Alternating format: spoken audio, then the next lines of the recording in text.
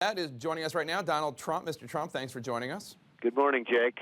So last night you hosted Saturday Night Live. We heard there were sketches that you vetoed because they went too far. What were they? Well, they were a little bit too far, and it is Saturday Night Live, and it's a lot of fun, and people understand it gets a little risque, and we took out a couple of them that I thought maybe went a little bit too far, but we had a lot of fun last night. It was terrific. It was really well received, and probably got very good ratings. Who knows? Yeah, we'll see in a few hours. What do you make of perhaps your chief rival for the presidential nomination, Dr. Ben Carson, saying that he wouldn't ever host SNL because the presidency is a very serious thing? Well, he would have done it. Barack Obama did it. Many people did it. Many people running for office did it.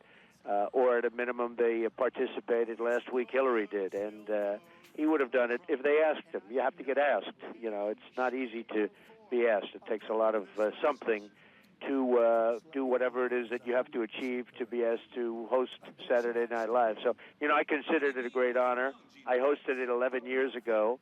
3 weeks ago, I did 60 Minutes with, of all people, Putin was the other one that was interviewed at the same night. So, that's an iconic thing also. So 60 Minutes and, frankly, Saturday Night Live, these are two very iconic shows that everybody says yes to if asked. And I'm sure Ben would also. Speaking of Dr. Carson, he found himself this week under increasing scrutiny this week, facing questions about how accurate his stories about his past have been, about how violent he was, about whether or not he received an offer from West Point, whether he was the most honest student in a class he took at Yale. You told the Washington Post that all this scrutiny this week for Carson is the beginning of the end for him. What do you mean by that? Well, it certainly is. It's a lot of scrutiny, and frankly, it's a lot of statements that are under fire. And I hope Ben's going to be okay with it. It's going to be interesting to see what happens. Time will tell. But it is certainly a lot of people are asking a lot of questions all of a sudden, and it's a little bit tough. I would say it's not so easy on Ben. I hope frankly it comes out great for him. Do you think that he has not been honest? I just don't know. I'm not involved, and I don't really know. It's a lot of things. When you say, though, hitting your mother over the head with a hammer, when you talk about hitting a friend in the face with a padlock, and, you talk about stabbing someone and it got stopped by a belt buckle, which, belt buckles really pretty much don't stop stabbing. They turn and twist and things slide off them. So, it's pretty lucky if that happened. But, Ben wrote a book, and the book is a tough book because, he talked about he has pathological disease. That's a serious statement when you say you have pathological disease because, as I understand it, you can't really cure it. But he said he had pathological disease. I assume the book was written prior to him deciding to run for office, but they had some pretty tough statements in the book. There's a new book coming out this Tuesday by Jon Meacham. It's a biography of George H.W. Bush. It's a great book. If you haven't read it, you should. I found interesting one section in which George H.W. Bush in 1988 is trying to decide who's going to be his running mate, who's going to be his vice president, and it says that you let Lee Atwater know that you were available. Do you remember this? Well, Lee Atwater was a friend of mine. He was a great guy and an absolute friend, and he did ask me about it. He said, would you at all consider it? And it was very early in my career. I was doing well with the building stuff and building buildings in Manhattan and lots of other places. And frankly, I remember it very vividly where Lee Atwater said, you'd be great. I said, I don't know, Lee. Check it out. Take a look at it. And if it works, I guess I'd certainly consider it. But it never went much further than that. The book also describes George H.W. Bush feeling as though his son, George W. Bush, President Bush, was ill-served by Dick Cheney and Donald Rumsfeld. What's your take on that? Well, I think that was very tough. I was very, very surprised to see it because, the father is revered by so many people, including the sons. Everything I can see about that, the sons very much feel that way, and I think he feels that about the sons. And that was a pretty tough shot at George, and I was a little bit surprised to see it, frankly, as probably you were. You might have been more surprised than me, Jake. I was pretty surprised. It's true. Let's talk about some of your other rivals. Yesterday, Senator Marco Rubio made available to reporters 22 months of previously unreleased statements from his Republican Party of Florida American Express card. This has been a controversy dogging him for some time. You've gone after Rubio's finances this week. He hit back. Take a listen. I find it ironic that the only person running for president that's ever declared a bankruptcy 4 times in the last 25 years is attacking anyone on finances. Wanted to give you an opportunity to respond, sir. Well, it's easy to respond. Out of hundreds and hundreds, over 500 deals and transactions in about 3 or 4 cases, I used restructuring to take care of corporate stuff, just corporate stuff, which is routinely done by the biggest people. If you look at the biggest people in business, I won't mention their names, but I mean, you can literally name any big person. They've all done the same thing as I've done and made a lot of money with it, and so have I. I mean, I've made a lot of money by using the laws of the land, which is what I'm supposed to do. I'm a businessman.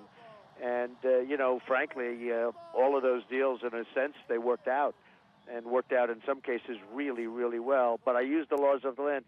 No different than many of the names that you talk about all the time, certainly in a business standpoint you talk about all the time. So that was good. And now, you know, I hope he's going to show his credit cards, and I hope it turns out to be good for him, not bad for him. I mean, we'll see what happens, but I would like to see him not hurt himself on such a matter that's, you know, should be very easy to understand and very simple to understand. So we'll see what happens. If he gave the information, it will be very easy, probably very easy to see whether or not anything was done wrong. And frankly, I hope nothing was done that was wrong, because that would be really terrible to be disqualified for that. The race appears to be coming down to basically a Final Four, at least that's how it is nationally, and in Iowa, and to a degree in New Hampshire, although Kasich replacing Cruz. But the Final Four being you and Dr. Carson battling it out for first place. You have an edge right now. Cruz and Rubio battling it out for third place. Why should Republican voters pick you over Carson, Cruz, and Rubio? Because I have an unbelievable record, and I'm the one that's going to make our country great again. I'm the one that's going to be renegotiating with all of these companies. That's what I do all my life. I built up a tremendous net worth, an incredible net worth, an unbelievable company I've dealt with. You know, many of my deals are foreign-based.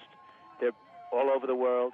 And nobody can do what I can do in terms of trade negotiation, in terms of military. You know, it's interesting when you do polls, and in fact, when CNN does polls, you look at my numbers on leadership, it's 2 and 3 and 4 times higher than anybody else. Look at my numbers on finance and the economy. It's way, way up high. It's in the 60s and 70s and 40s, and, you know, nobody else comes close. I think I will do what nobody else can do. I'll take back our jobs from China, and I'll be able to get along with the rest of the world. I mean, nobody's going to get along like I get along. You know, we talk about temperament. I have the right temperament. So nobody's going to be able to do what I will do. I will bring our jobs back. I'll bring our manufacturing back. I'll make our country rich again, and we'll make it great again. Let's talk about some matters in foreign affairs. You were just talking about the military. The U.S. appears to be increasingly confident that it was, in fact, a terrorist bomb planted by ISIS that brought down that Russian passenger jet that broke apart over Egypt last weekend. If ISIS was indeed responsible for planting that bomb, and you got intelligence that made you 100% sure that were true, how would you respond as president? What would you do? Well, we've got to hit ISIS hard. Regardless, we've got to hit ISIS hard, and I mean really hard. And I like the fact that Russia is hitting ISIS, and they have started to hit ISIS, and it was their plane, so that's going to give them even more incentive to hit ISIS, and they're hitting it. And, you know, we don't have to be alone in that quest. So I would hit ISIS very, very hard. I'd hit them at their source of wealth, which is the oil, and I would hit them right now. When you say hitting ISIS hard, what do you mean specifically? Do you mean... Well, I hate to say specifically, because if I win, you know, I'm leading in the polls, and if I win, I hate to give all of my information right up front, to be honest with you. But I would hit them at their source of wealth. I would hit them at their source of wealth, which is the oil. I would take the oil away. I would hit them so hard their wealth would go away and it would dissipate. And unless you're going to take away their wealth, you're not going to take away ISIS. But would you put more U.S. ground troops in Iraq? Yes, and I think you could do it to a limited. I'd work with the Kurds. I'd work with a lot of other groups, and we would knock it out. There are many people that want ISIS gone. We're not the only ones. But I would work on it very, very hard and very swiftly, and I would knock ISIS out. I would knock out their source of wealth. Would you be willing to send U.S. troops as part of a coalition into Syria? Well, Syria's a different story because I'm not a believer in arming the rebels and we don't know who they are. You have Assad. I agree he's not a good guy, but sometimes the rebels, and we look at Libya, you look at lots of other places, including Iraq, the rebels turn out to be a lot worse. If you want to know the truth, Jake, they turn out to be a lot worse than what was there in the first place. Just take a look at what's going on in the Middle East. So we don't know who these rebels are. We're arming them all over the place. I have to take a real strong, serious look at who these people are. You released your first radio ads this week.